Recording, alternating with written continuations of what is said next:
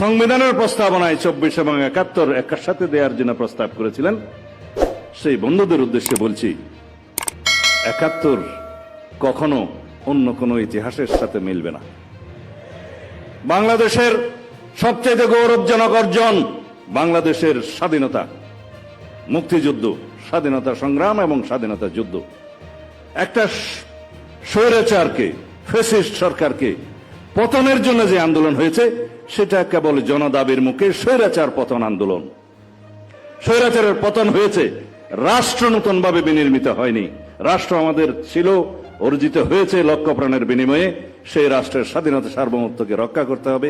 কোন স্বৈরাচার যাতে বাংলাদেশে পুনরায় প্রতিষ্ঠিত না হয়, আগমন না হয়, উৎপাদন না হয়, উৎপত্তি না হয়, সেই লক্ষ্যে আমরা গণতান্ত্রিক চর্চা করতে থাকব।